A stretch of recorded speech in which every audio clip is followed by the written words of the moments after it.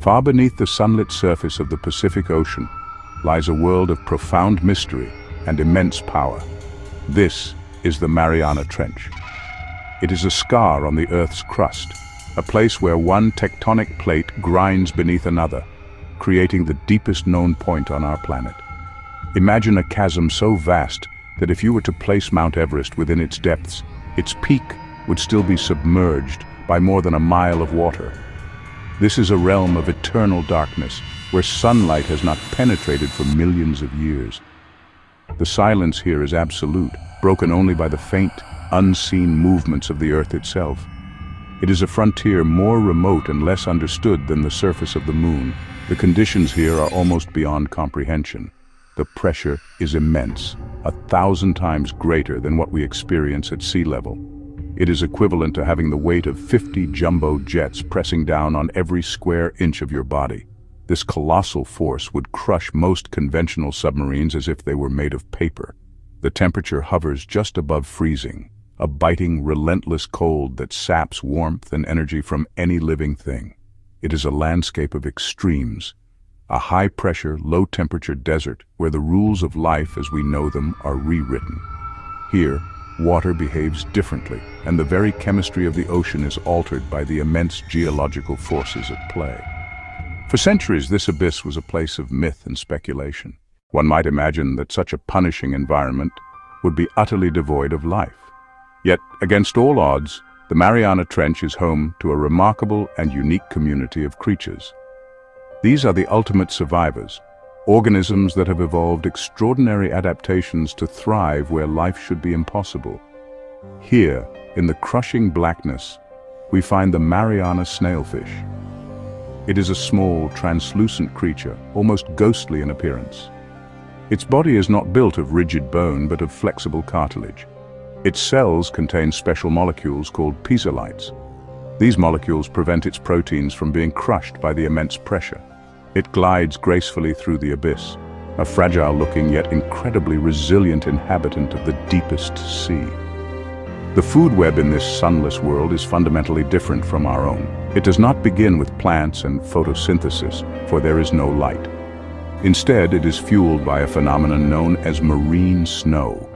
This is a continuous, gentle shower of organic material from the waters above, dead plankton, fecal pellets, other microscopic detritus. This snow provides a vital source of nutrients for the creatures of the deep. Scavenging amphipods, which resemble large, pale shrimp, swarm over any morsel of food that reaches the bottom. These crustaceans are surprisingly large, a form of gigantism that may be an adaptation to the scarce and unpredictable food supply. Even stranger are the microbes that form the very foundation of this ecosystem. Some of these single-celled organisms are chemosynthetic. They derive their energy not from sunlight, but from chemical reactions. They feed on substances like methane. They feed on substances like sulfur. These microbes are the primary producers in this dark world, supporting a web of life that is completely independent of the sun. They are a living reminder that life's ingenuity is not limited to the conditions we are familiar with. It flourishes. The story of human exploration into the Mariana Trench is one of courage, innovation, and immense difficulty. For most of history, the deep sea was simply inaccessible. It was not until 1960 that two men made the first daring voyage to the Challenger Deep: Jacques Piccard and Don Walsh. The Trieste, not a sleek submarine but a heavy, robust diving bell, a steel sphere suspended beneath a huge float filled with gasoline for buoyancy. Their journey down took nearly 5 hours, a slow, creaking descent into a world no human had ever seen before. The pressure outside grew with every meter, a constant, menacing squeeze. Their time at the bottom was brief, just 20 minutes. Peering through a small, thick porthole, they saw a diatomacous ooze on the seafloor and, remarkably, a flatfish. The Trieste's journey was a landmark achievement, a moon landing for ocean exploration. Yet, for over half a century, no one would return. The sheer technical challenge and the enormous cost of building a vehicle that could survive the trip meant that this frontier, once touched, was again left to its solitude. It took more than 50 years for the next human to visit. In 2012, the film director and explorer James Cameron made a solo descent in a specially designed submersible, the Deep-Sea Challenger. The vessel was a vertical torpedo, packed with cameras, lights, and scientific equipment. His mission highlighted advances in material science and robotics. Cameron was able to spend hours on the seafloor, filming in high definition and collecting samples. His expedition brought the trench back into the public imagination, showcasing its alien beauty and scientific importance, reigniting the spirit of deep-sea discovery. Despite these heroic missions, human visits to the Challenger Deep remain incredibly rare. To this day, more people have walked on the moon than have journeyed to the bottom of the Mariana Trench. Each expedition is a monumental undertaking, requiring years of planning, vast financial investment, and a willingness to accept enormous risk. In recent years, a new and powerful force has emerged in the exploration of the world's deepest oceans: China. The nation has embarked on an ambitious and well-funded program to master deep-sea technologies. Its progress has been nothing short of astonishing. Where previous efforts were isolated expeditions, China's approach is systematic and long-term, establishing a persistent presence on the seafloor. This ambition is embodied in their fleet of advanced submersibles. Repeated dives into the Challenger Deep, new records for people carried to such depths. What sets China's approach apart is integrating manned systems and unmanned systems. Crewed submersibles like the Striver, a host of sophisticated robotic vehicles, AUVs mapping long-duration missions, ROVs with tethers and manipulator arms collecting samples, mapping the seafloor in incredible detail, collecting samples without risking human lives, scientists on the surface monitoring and controlling operations, continuous surveying and monitoring for future exploitation. China isn't just visiting the deep, it's planning to stay.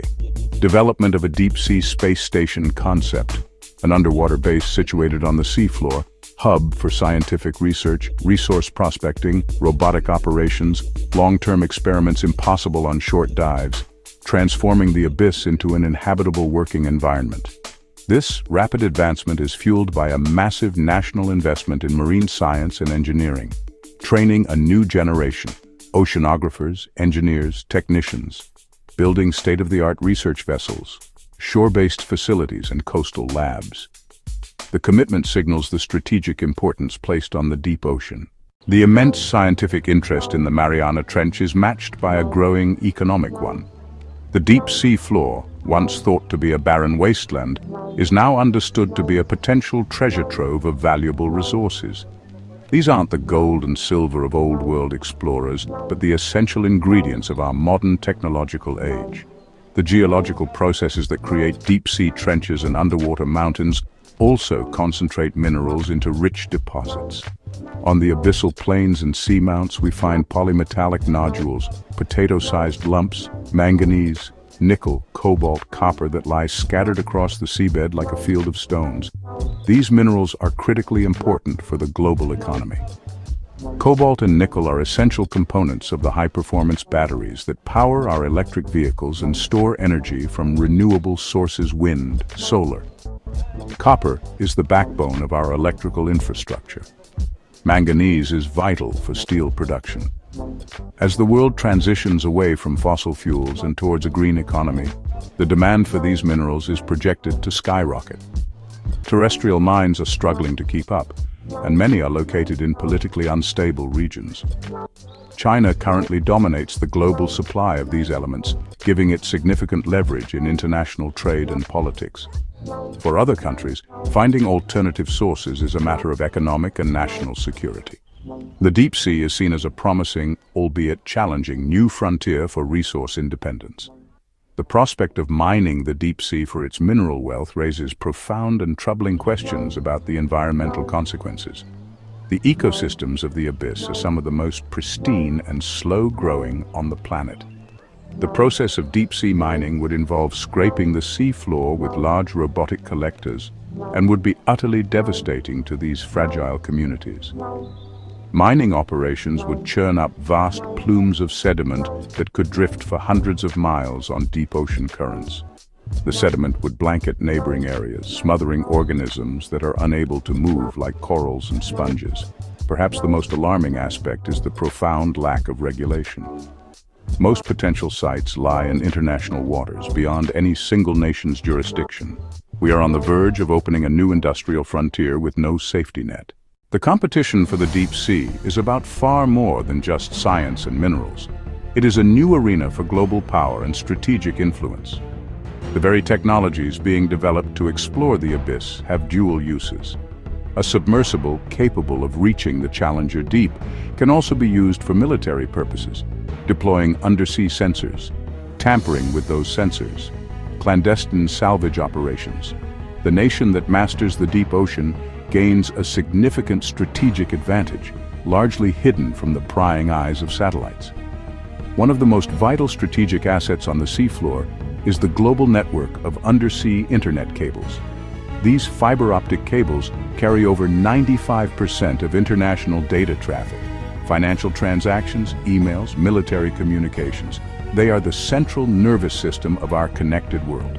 These cables are surprisingly vulnerable, often laid directly on the seabed with minimal protection. A nation with advanced deep-sea capability could tap into these links, disrupt them, or sever them outright, causing chaos for an adversary's economy and communications. Operating unseen at depth is powerful strategic leverage. China's heavy investment in deep-sea technology worries other powers, especially the United States. It's seen as more than science, a deliberate effort to build capacity that could shift the military balance. Control of the deep sea could mean control of vital shipping lanes, resource access, and the flow of information. This is spawning an undersea arms race focused on robotics, autonomous systems, and surveillance capabilities. The Mariana Trench is no longer just a geological feature. It has become a chessboard in a new great game played in crushing dark. We stand on the cusp of a new era of deep-sea activity and face a critical choice. The race to the bottom tests our wisdom and foresight, balancing insatiable curiosity and economic needs with our responsibility to protect the last truly wild places on Earth.